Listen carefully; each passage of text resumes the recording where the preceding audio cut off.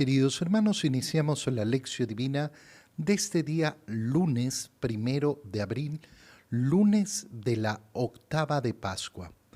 Por la señal de la Santa Cruz de nuestros enemigos, líbranos, Señor Dios nuestro, en el nombre del Padre, y del Hijo, y del Espíritu Santo. Amén. Señor mío y Dios mío, creo firmemente que estás aquí, que me ves, que me oyes. Te adoro con profunda reverencia.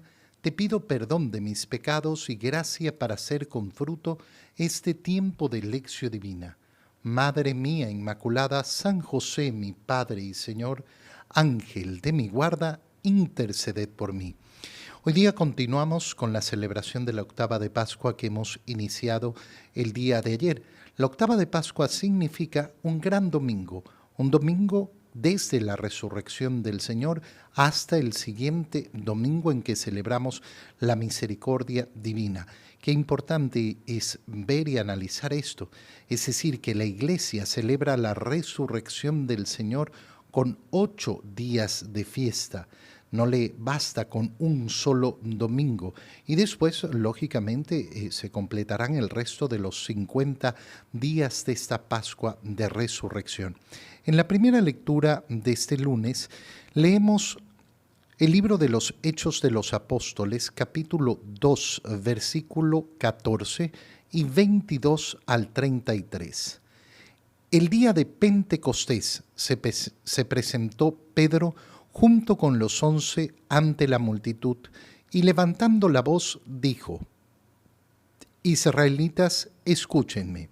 Jesús de Nazaret fue un hombre acreditado por Dios ante ustedes mediante los milagros, prodigios y señales que Dios realizó por medio de él, y que ustedes bien conocen, conforme al plan previsto y sancionado por Dios. Jesús fue entregado y ustedes utilizaron a los paganos para clavarlo en la cruz, pero Dios lo resucitó rompiendo las ataduras de la muerte, ya que no era posible que la muerte lo retuviera bajo su dominio. En efecto, David dice refiriéndose a él: yo veía constantemente al Señor delante de mí, puesto que Él está a mi lado para que yo no tropiece. Por eso se alegra mi corazón y mi lengua se alboroza. Por eso también mi cuerpo vivirá en la esperanza, porque tú, Señor, no me abandonarás a la muerte, ni dejarás que tu santo sufra la corrupción. Me has enseñado el sendero de la vida y me saciarás de gozo en tu presencia. Hermanos, que me sea permitido hablarles con toda claridad. El patriarca David murió y lo enterraron, y su sepulcro se conserva entre nosotros hasta el día de hoy. Pero como era profeta y sabía que Dios le había prometido con juramento que un descendiente suyo ocuparía su trono, con visión profética habló de la resurrección de Cristo, el cual no fue abandonado a la muerte ni sufrió la corrupción. Pues bien, a este Jesús Dios lo resucitó, y de ello todos nosotros somos testigos. Llevado a los cielos por el poder de Dios, recibió del Padre el Espíritu Santo prometido a él y lo ha comunicado, como ustedes lo están viendo y oyendo. Palabra de Dios. Qué precioso es poner nuestro corazón siempre hacia adelante en el camino. Y en este momento de Pascua, ¿cuál es el punto hacia el cual debemos dirigir nuestro corazón? Hacia el día de Pentecostés, 50 días después de la Pascua. ¿Cómo ha iniciado la lectura de los Hechos de los Apóstoles? Diciéndonos justamente esto: el día de Pentecostés. El día de Pentecostés se presentó Pedro junto a los 11 ante la multitud. ¿Por qué junto a los 11? Porque ya no son 12 en ese momento. Judas ha muerto y han quedado solo los 11. Y es importante que lo marca la Escritura a partir de este momento. ¿Por qué? Porque después se producirá justamente esa incorporación del 12avo. Ya no elegido por Jesús directamente en su vida temporal en este mundo, sino elegido por la Iglesia, es decir, por los sucesores que ha elegido el Señor. Esa misión de la Iglesia que nace el día de Pentecostés. Decía que es importante dirigir nuestro corazón porque cuando dirigimos nuestro corazón hacia adelante, ¿qué es lo que ocurre? Lo que ocurre es que vivimos mirando hacia dónde vamos. Si yo no veo hacia dónde voy, entonces no camino ningún camino. No voy en un verdadero camino. Y entonces se nos muestra qué es lo que vamos a buscar hacia adelante. ¿Qué les dice Pedro? Israelitas, Jesús de Nazaret fue un hombre acreditado por Dios ante ustedes, mediante milagros, prodigios y señales que Dios realizó por medio de él y que ustedes bien conocen. Es decir, en primer lugar, recuerda todos los milagros que ha realizado Jesús, que ellos fueron testigos y que lo vieron muy bien. Y este era el plan previsto y sancionado por Dios. ¿Pero qué ocurrió? Que fue entregado y ustedes utilizaron a los paganos para clavarlo en la cruz. Recuerda Pedro con mucha valentía el mal que se ha hecho contra nuestro Señor Jesucristo. Pero ese mal no tuvo la última palabra. ¿Por qué? Porque Dios lo resucitó, rompiendo las ataduras de la muerte. Fíjate bien entonces, ¿dónde va a estar el centro de nuestra fe?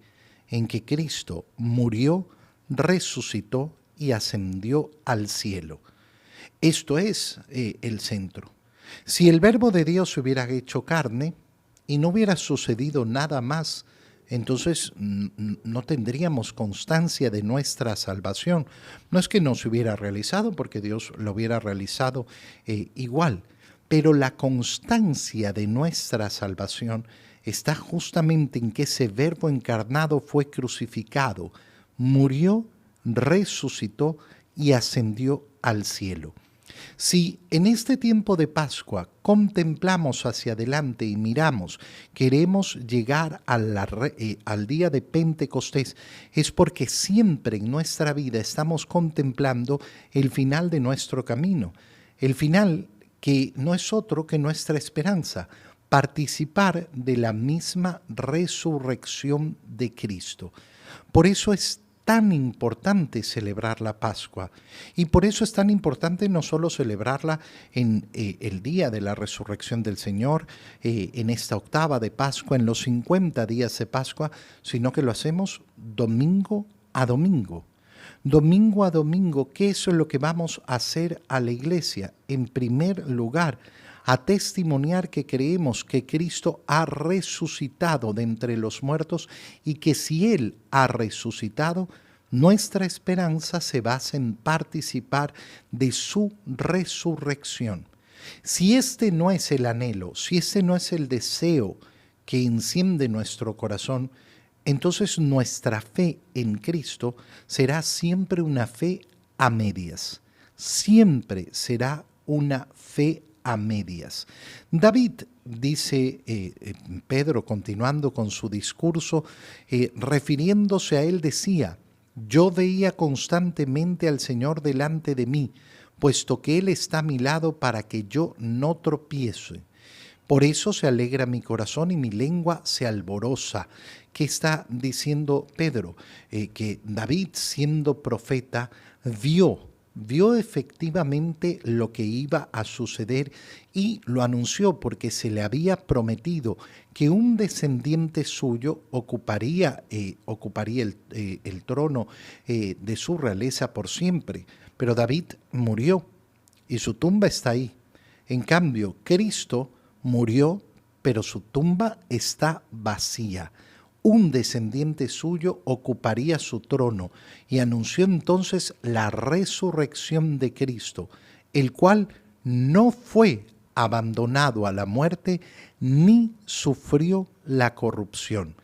Este Jesús es el que Dios ha resucitado y nosotros somos testigos.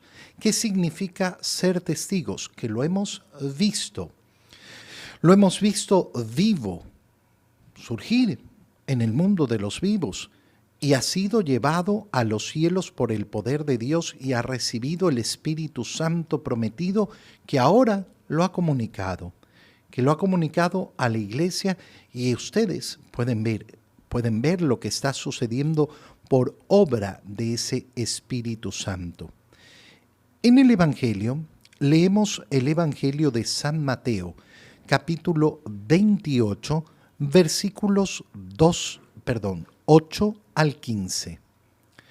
Después de escuchar las palabras del ángel, las mujeres se alejaron a toda prisa del sepulcro y, llenas de temor y de gran alegría, corrieron a dar la noticia a los discípulos. Pero de repente Jesús les salió al encuentro y las saludó. Ellas se le acercaron, le abrazaron los pies y lo adoraron. Entonces les dijo Jesús: no tengan miedo, vayan a decir a mis hermanos que se dirijan a Galilea, allá me verán. Mientras las mujeres iban de camino, algunos soldados de la guardia fueron a la ciudad y dieron parte a los sumos sacerdotes de todo lo ocurrido. Estos se reunieron con los ancianos y juntos acordaron dar una fuerte suma de dinero a los soldados con estas instrucciones: digan, durante la noche, estando nosotros dormidos, llegaron sus discípulos y se robaron el cuerpo. Y si esto llega a oídos del gobernador, nosotros nos arreglaremos con él y les evitaremos cualquier complicación. Ellos tomaron el dinero y actuaron conforme a las instrucciones recibidas. Esta versión de los soldados se ha ido difundiendo entre los judíos hasta el día de hoy. Palabra del Señor.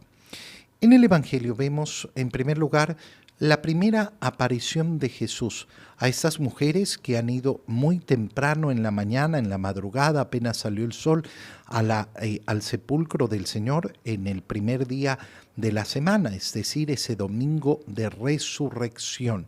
Se les ha aparecido un ángel y les ha dicho que no está el Señor ahí. Llenas de temor, pero también con gran alegría, corren a dar la noticia a los discípulos.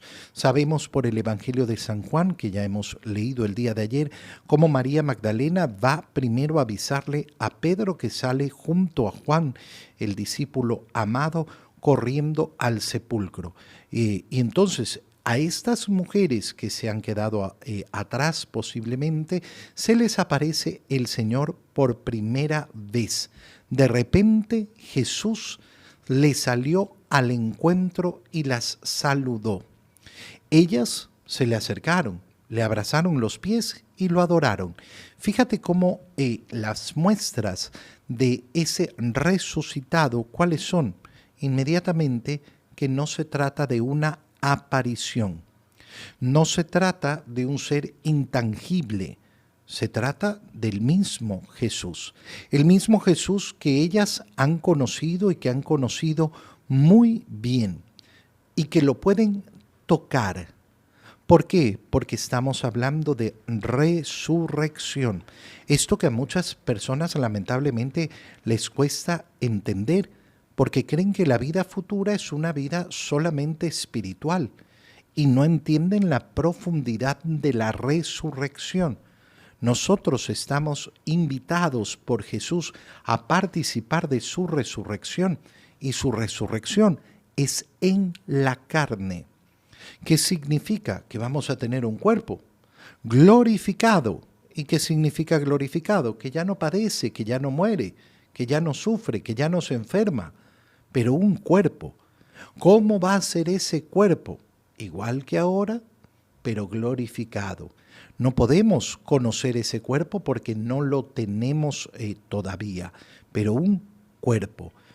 Es decir, que nuestra vida no es un destino espiritual, no es simplemente fundirnos con Dios en una sola energía, como le gusta hablar a muchos hoy en día. Cada individualidad se sigue manteniendo. Yo sigo siendo la misma persona, con un conocimiento distinto. ¿Por qué? Porque soy iluminado por el mismo Dios. Puedo ver a Dios cara a cara. Y eso implicará efectivamente una vida humana, no una vida angélica. No voy a ser ángel en ningún momento. Voy a resucitar. Esa es nuestra esperanza. No tengan miedo, les dice Jesús a las mujeres. Fíjate qué bonito es siempre escuchar esta expresión del Señor. No tener miedo, vencer los miedos. Vayan a decir a mis hermanos que se dirijan a Galilea. Varias veces en el Evangelio, en el momento de la resurrección, vamos a ver este mismo mensaje. Pero nosotros sabemos que Jesús se le aparece el primer día de la resurrección a sus apóstoles, a los 11. Y entonces, ¿de qué hermanos está hablando que verá en Galilea? Esto lo conocemos también por las Escrituras, como Jesús no solo se le apareció a los 11, sino a muchísimos de sus discípulos. A esos es a los que va a ver en Galilea. Mientras las mujeres van de camino, los soldados de la guardia van a la ciudad a dar noticia a los sumos sacerdotes de lo que había ocurrido. Estos se reúnen y acordaron darle una fuerte suma de dinero a los soldados. Fíjate qué bonito es, cómo se mezcla lo que leíamos en la primera lectura. Pedro, ¿qué nos ha dicho? Nosotros somos testigos de haberlo visto resucitado. Somos testigos de haberlo visto ascender a los cielos. Todos ustedes son testigos de las obras milagrosas que hizo Jesús. Las mujeres han sido enviadas a dar su testimonio a los discípulos, ir a decirle a los hermanos que se dirijan a Galilea para ver a Jesús. Esto se contrapone con el testimonio falso que van a dar los guardias, que van a dar los soldados, que van a mentir. Digan durante la noche llegaron sus discípulos y se robaron el cuerpo. Fíjate qué tremenda es la mentira. ¿Por qué? Porque estos soldados están dispuestos a decir esta mentira que es tremenda. Están diciendo que realizaron mal su trabajo, que aquella única obligación que tenían, vigilar, fueron enviados justamente a un sepulcro. ¿Para qué van a vigilar un sepulcro? Para que nadie se robe el cuerpo. Justamente para esto fueron enviados. Y sin embargo, ¿qué están diciendo? No, es que no, nos quedamos dormidos, pero mientras estábamos dormidos llegaron sus discípulos. ¿Cómo? ¿Estaban dormidos y saben quién se llevó el cuerpo? ¿Cómo es que saben que fueron sus discípulos? ¿Cómo es que saben esto y no los vieron y no los detuvieron? La mentira profunda que no tiene ninguna lógica. Y sin embargo, esta es la que acogen muchos judíos. Por eso todavía esta versión se va difundiendo entre los judíos hasta el día de hoy. Pero no tiene ningún sentido, no tiene ninguna lógica. No importa. No importa, lo importante es mentir. Lo importante es engañar. Y el mundo siempre va a estar buscando eso. Siempre va a estar buscando engañarnos. Yo tengo que tomar mi decisión. ¿Le quiero creer a los soldados? ¿Quiero creer en la mentira que no tiene ningún sentido? ¿O le quiero creer a aquellos hombres que dieron testimonio de que vieron a Cristo resucitado y que por ello fueron capaces de dar la vida para predicar el Evangelio? Cada uno de nosotros toma la decisión de a quién le quiere creer. Te doy gracias, Dios mío, por los buenos propósitos, afectos e inspiraciones que me has comunicado en este tiempo de lección divina. Te pido ayuda para ponerlos por obra. Madre mía Inmaculada, San José, mi Padre y Señor, Ángel de mi guarda, interceded por mí. María, Madre de la Iglesia, ruega por nosotros. Queridos hermanos, os reciban mi bendición en el nombre del Padre, y del Hijo, y del Espíritu Santo. Amén. Que tengan todos un muy feliz día.